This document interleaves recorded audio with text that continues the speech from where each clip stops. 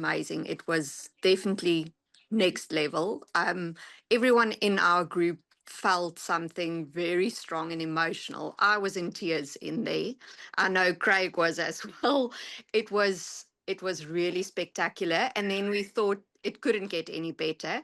Day 4 was definitely one of my favorite days as well. The water and just going for a dip and having a good swim was the highlight. I don't think there's another trail in South Africa that has such beautiful camps as these camps. I think, yeah, I was completely blown away by the attention to detail, right from the beautiful countertops to the fittings in the bathrooms, the shower fittings, everything. There was such a lovely um, care, there was care, there was attention to detail, which is, yeah, I don't think there is another trail that offers that. So that really, it just feels like next level. Again, just reflecting as a soundboard what a lot of these great people on this forum have said. I think what has been created here is something very, very special. I have no doubt in my mind that this is going to be the most sought after trail in Southern Africa. So, Lyndon, really great podcast that we had with the other hikers who have done the trail. It was really important for us to get a reference point because you and I are on the trail so much to actually hear it from their mouths, their experience. So they did the complete trail from start to finish. They shared their insights. And now it's just, really interesting for you and I just to reflect on them. And of course, we want our listeners to hear it from their mouths. But for you, the thing that stood out most was the question on what was their favorite day, what was their favorite experience, what came up for you around their responses to that question? Yeah, I mean, generally, you and I have been on the trail now for 8 months, either making the trail or building the overnight camps. And I think I certainly I feel like I've begun to lose the ability to actually, firstly, figure out how difficult is it, but also figure out how spectacular is it. When we're walking through those canyons and those trails and that camp every day, you kind of get used to it. So yeah, I think that was definitely the little while when we just played some of those recordings. But it felt really great to hear their praise of the trail, their belief that it'll definitely be, probably SA's best, most popular trail soon, etc. So yeah, it was a lovely podcast. I thoroughly enjoyed it, and it was interesting. Good to hear their perspective about how difficult is it, etc. Because once again, we've lost the ability to see that. So I thoroughly enjoyed getting the feedback. I think for anyone that loves nature and being out, day 3 was amazing. It was definitely next level. Everyone in our group felt something very strong and emotional. I was in tears in there. I know Craig was as well. It was really spectacular. And then we thought it couldn't get any better. Day 4 was definitely one of my favorite days as well. The water and just going for a dip and having a good swim was the highlight.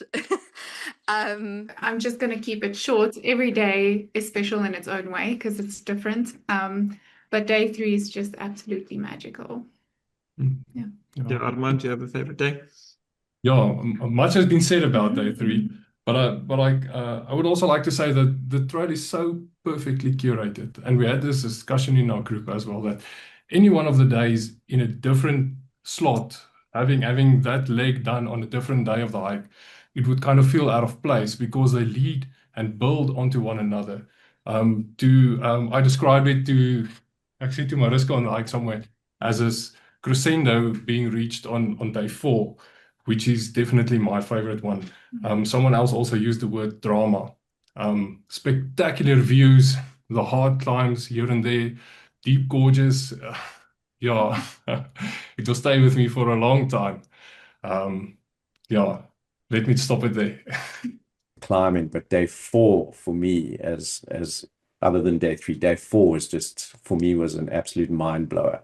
What was most interesting to me around this is everyone had an incredible experience, but it landed on different levels. For some of them, it was an emotional experience, like a connectedness to just amazing time, friendships, incredible scenery, the flow of the trail to the camp. So that was the one thing that just stood out, is just how people resonated with it. It just really made them feel connected. And of course, the second one is we try to get from them, which was your favorite day? And the fact that there was variation with that, again, just highlighted that we've created something spectacular where there's not just one thing that makes this trail amazing, but so many variations. What's your thoughts on that? Yeah, I mean, listen, everyone said day 3 was amazing, and that's because it is. You know, there's, coming back to your first point, there is something emotional about day 3, and I know this sounds weird for a bunch of hikers to be talking about emotional and spiritual experiences, but, you know, they reflected that there's something very special about that day 3, and yet when they actually look back on it, for some of them, day 3 it was a mind blow. It was world class and unbelievable, but for some of them it wasn't their favorite day. It just makes you realize, geez, there's, you know, the variety on this trail: day 1, day 2, day 3, day 4, day 5. Each day is different, each offers something unique. Every single one is spectacular, and once again, this is not us saying it, I'm just paraphrasing their feedback. So yeah, no, it was great. It was really felt really good to hear this stuff, and I'm looking forward to a whole bunch of other people getting out there in 2026 and being on the trail and getting their feedback as well. Yep. And I mean, you and I both know that the camps are just out of this world, from the fittings to the granite countertops to the stone we've chosen to the ensuite toilets to just the swimming pools. I mean, and the surroundings actually. So that we know, and definitely, you know, the fact that no one could also have a consistent, this is my favorite campsite, just again proves that every campsite has something for everyone, and we'll put it up there as a famous, I really love this. So I just want to say that I don't think there's another trail in South Africa.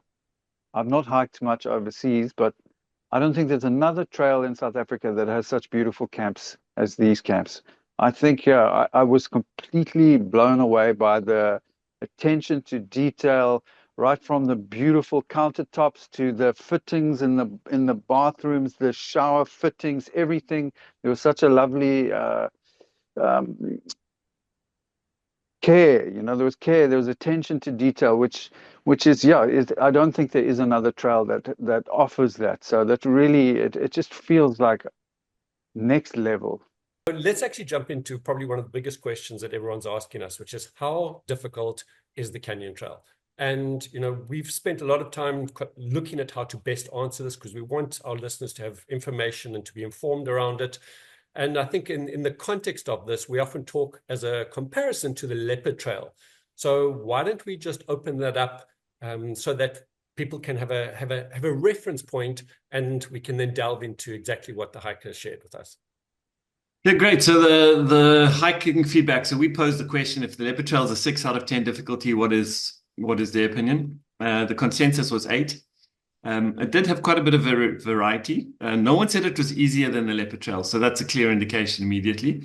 But there was a bit of debate as to how much more difficult than the Leopard Trail it was. So I think that's also interesting. And it was interesting because part of that conversation is how technical is this trail compared to the others. And a lot of the hikers, and once again, we'll play those clips in a second for you to hear, but a lot of the hikers were saying when they first heard there were things like ladders and steps on the trail, that they were expecting it to be a lot more technical.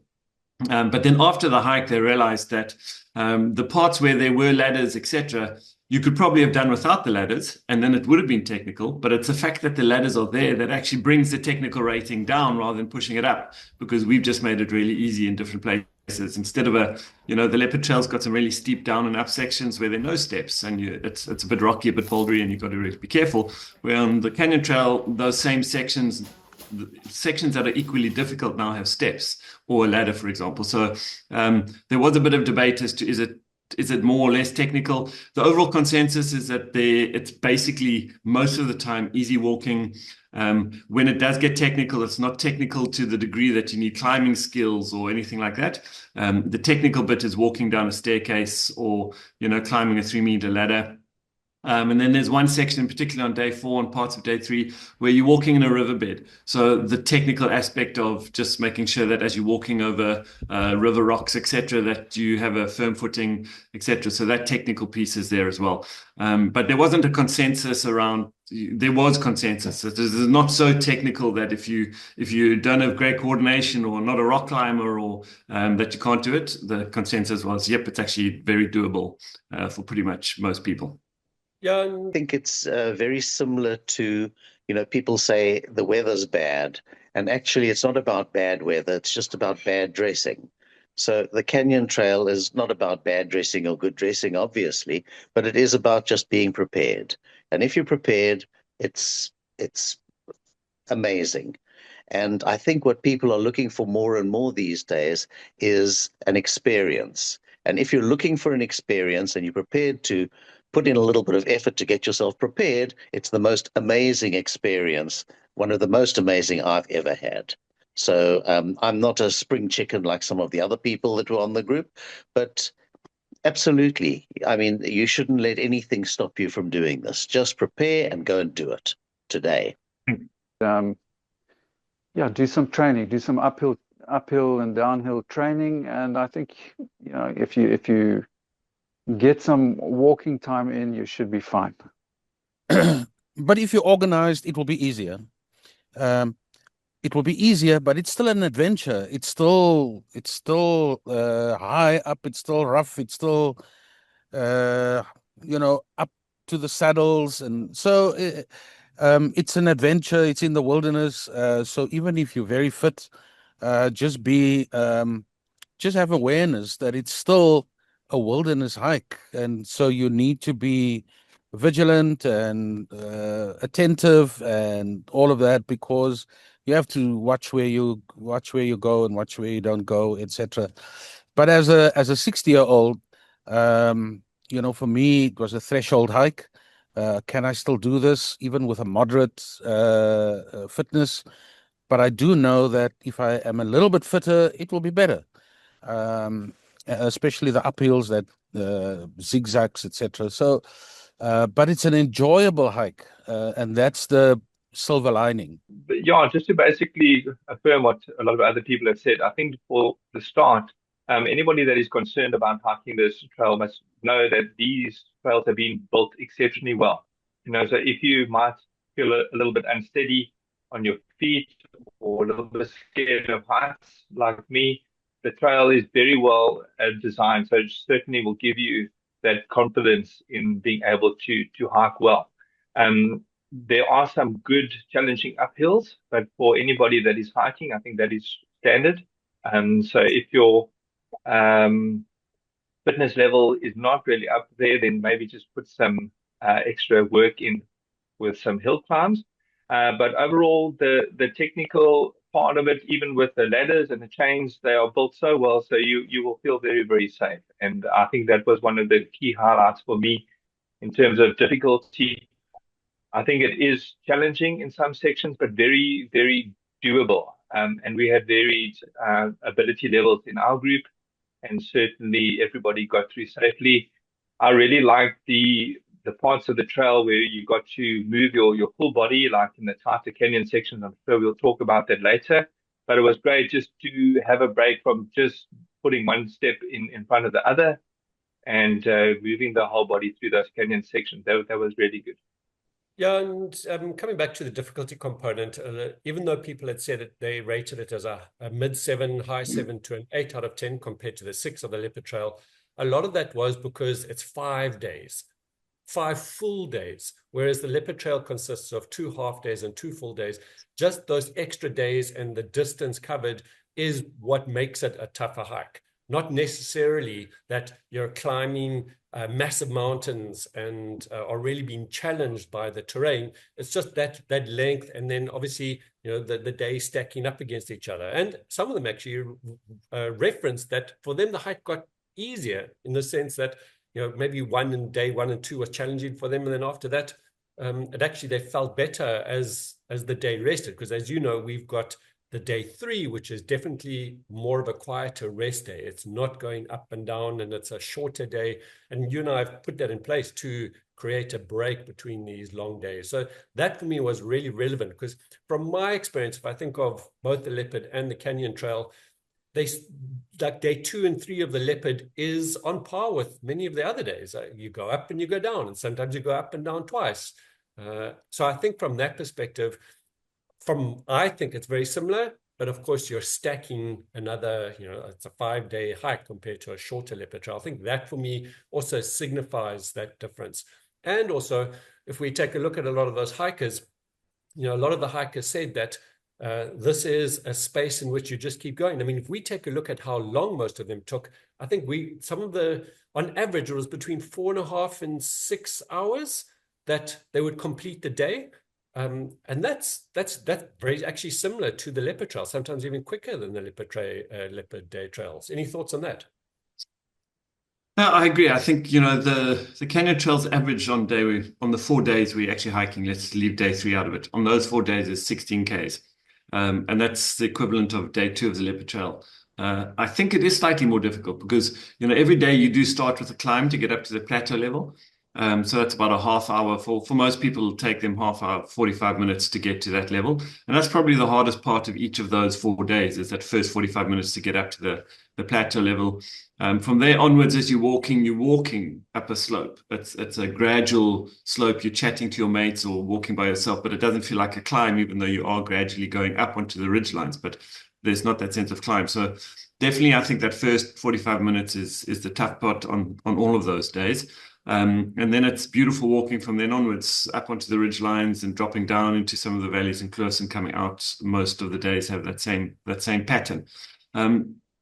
So, I do think if you've done the leopard trail, because once again, that's our reference, and I understand many people listening to this might not have done the leopard trail, so I'll come back to that in a sec. But if you've done the leopard trail and you think you can walk 4 day twos of the leopard trail over a 5-day period, then you can definitely do this trail. None of the hikers, and once again, we'll play their opinions in a sec here, none of the hikers said that this is tough and you shouldn't do it. Many of them said it's tough, but it's a kind of tough that if you just keep going, take your breaks, you will get there. It's not the kind of tough where you should say, no, too difficult for me, can't do it. Yeah. So one of the things that came up, or that our listeners ask us frequently, is this perception of a canyon being steep sides, cliffs, scared of heights. What was the feedback that you got from the hikers around that component? Yeah, it was great, because there are certainly pieces. I mean, you hear about ladders and you go, oh, I'm nervous about the ladder. The hikers' general consensus was that even if you have a mild fear of heights or a fear of heights, you should be fine on this trail. That the ladders, at no point did anyone feel unsafe. And I think that's related to the fear of heights. So you can be afraid of height, but still feel safe. So even though you're walking around a section or coming down a small section on a ladder, you might be going, oh, that looks a bit scary, but you're feeling safe because of the way the whole trail has been constructed. And I think that's key. So even for people who might have a fear of heights, we've really gone out of our way to design the trail, put in support processes like the ladders and the steps and 1 or 2 places the railings to make sure that people feel safe even if you have it. So once again, the consensus from all the hikers who did it, some of them actually did own up to having a fear of heights, was that there was no point where anyone felt that it was unsafe or that because of their fear of heights they wouldn't have done the trail. I'm a little bit taller than average, so my experience of height might be a little bit different to most people, but my center of gravity is not very good. So that's a base start. But even on the steeper sections that Dylan was referring to, I never felt unsafe. And I think people need to understand that too. So there are steep sections. I found the angles of the ladders particularly well built. The hand railings and the support offered that extra bit of balance for me. And there wasn't a sense at all on that trail, even with my mild vertigo, that I felt that I was going to misstep or fall. So I think to put people's mind at ease in the technical climbing sections, and that's where I would see the more technical part of that trail. It is, just with careful footing, like Dylan said and Grant said, it's quite enjoyable actually to get through those climbing sections. All right, to be clear, I'm not hearing anyone saying you need rock climbing skills here, right? Or rock climbing experience. This is a hike. You might have to watch where you're putting your foot, where there's some boulders or some sections like that, but it's not a climbing, it's still a hike. So with regards to motion sickness, with regards to heights, with regards to technicality, in comparison to other hikes, and even a lot of, I'm not even talking about advanced rock climbing. I felt that the average person could easily do this. And even though I mentioned that the ladders are steep, they do feel secure. And I did not perceive them. There was maybe one ladder, but I didn't perceive them to be dangerously high. And you know, obviously better to be hiking in a group or always have a buddy, but very, very doable. Now, having discussed some of those technicalities and aspects, some of the questions people often ask is, when is the best time of the year to hike? And I know you've got such a classic response to that, and I totally agree with that. Do you want to share that first, and then we'll actually just deal with seasons? Yeah, so that is the question I get asked probably the most about both trails. And the answer is whenever you can get a booking, right? Because if a trail's fully booked out, it's all very well hoping that you're going to get the time you really want. If you can never get it, then, you know, what's that classic 70s song? If you can't be with the one you love, love the one you're with. So, you know, if you can't get the booking when you want it, then take the one you can get. That being said, I do think that the hike will appeal to different kinds of people at different times of the year.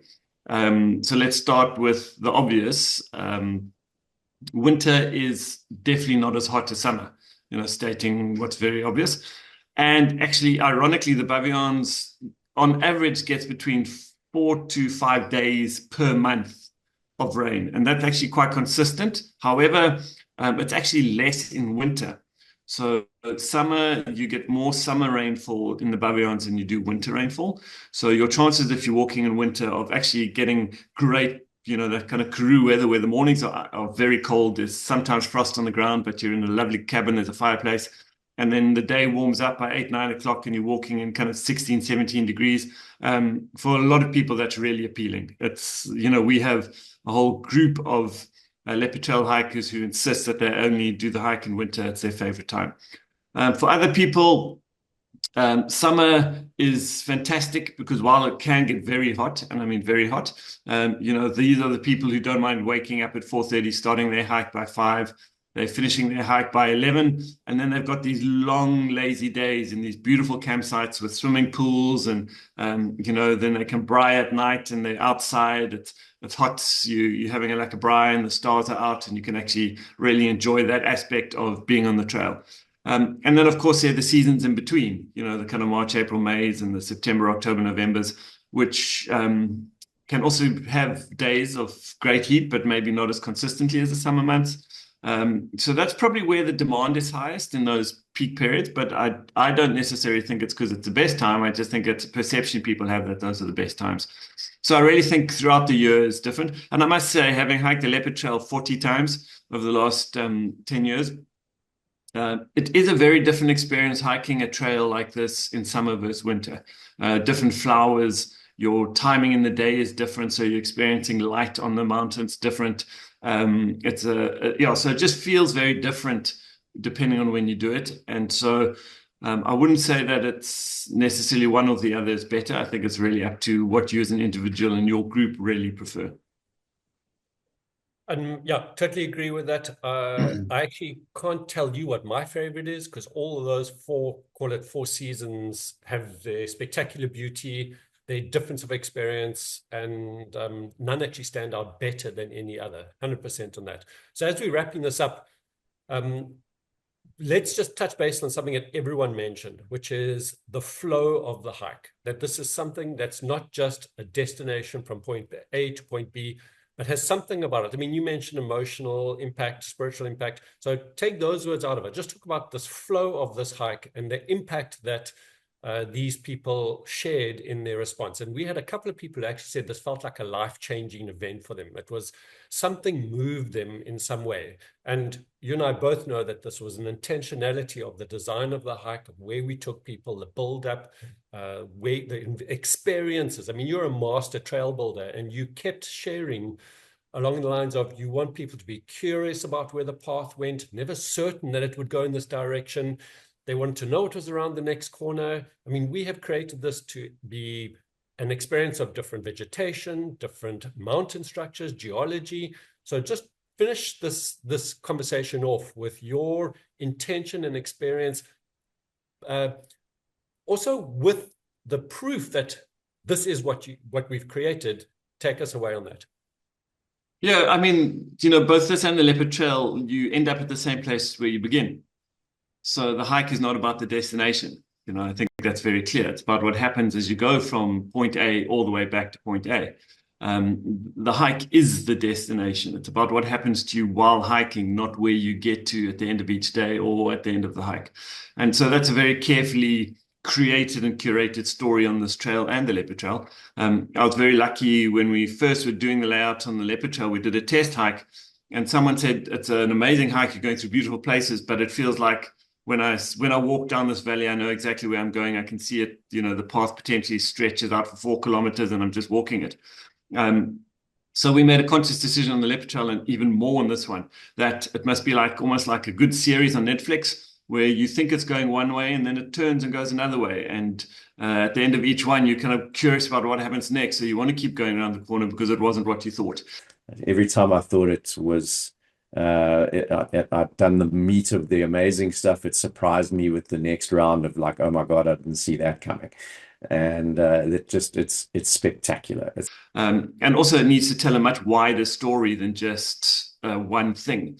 And I think the magnificence of the Baviaans Cliff in particular is that it allows that. You know, on this hike, you're going through 7 of South Africa's 8 biomes. I mean, just think about that. The Baviaans is the only place in the country where 7 of the vegetation types out of the 8 that South Africa has are all in one place. It's just this remarkable environment. And then it's got the geology that matches that. You know, you're on top of ridge lines, 500 million years old, you know, the Cape Fold Mountain structures. And then you're dropping into these canyons, slot canyons that have been created through continental drift 300 million years ago. And it's just this incredible landscape that we get to play in and help people have a journey on. And I'm coming to your point, Robin, which is why we're having this conversation, is that the hikers were the ones who commented on that to us before we actually had conversations with them about it. And that's amazing. It's really amazing to hear them saying, you know what, the way this hike has been structured, the way day 1 leads you to a certain experience, and then day 2 picks it up and takes you something different, and day 3 blows you away. And you think, okay, on the end of day 3, I've had my climax, this is it, I'm done. And then suddenly day 4 comes and you so weren't expecting what day 4 brings. And at the end of day 4, you're going, I just can't believe that we had a day like this after yesterday. And then day 5, just once again, it takes you home, but in a way that you're not just walking home, it still surprises you and engages you. So Day 5, we were told, was going to be the longest and the hardest day, and we would dread it. As Jeff said, we got up that morning. It was perfect weather. It was nice and cool up until about 15 Ks. When it ended, we were all very, very heartsore that it ended. The day went by so fast. It was amazing. I think absolutely this trail is unique, and I've hiked a number of trails in the country, and it's a must do. The views are spectacular. You get a real sense of the enormity of the mountains and just the vastness. And so if you're somebody who really relishes like that outdoor experience, you're gonna get it in spades on this trail. Again, just reflecting as a soundboard what a lot of these great people on this forum have said. I think what has been created here is something very, very special. I have no doubt in my mind that this is going to be the most sought after trail in Southern Africa. We're not comparing to other trails, but I love the fact that every day was different. Day 1 and day 2 was this introduction to what you can expect from, you know, climbing high ridge lines to these amazing 360 views. And then the placing of the canyon part on day 3, I think, is also such a wonderful thought out timing, because you need to go through this very spiritual journey. And I think a lot of people, again, felt the sense of Mother Nature just embracing you and guiding you through this very, very sacred space. And that is essential on day 3 for you to experience that. And like we said in our feedback sessions, it prepares you for the variety of day 4 and day 5. And that entire experience is very unique because there's that variety, but this connection, which is this canyon. And I think from an experience point of view, people will understand when they complete this hike what we are saying here. But yeah, it's just a really, really special place, really, really special trail that has been built there. And definitely you have to put this on your bucket list item, put it on your calendar, watch the Facebook pages when the dates come out because they sell super, super fast. So yeah, I think that feedback from the hikers was very rewarding, and very excited to get a whole bunch of other people on there in 2026 for them to experience it and for us to get more feedback around it.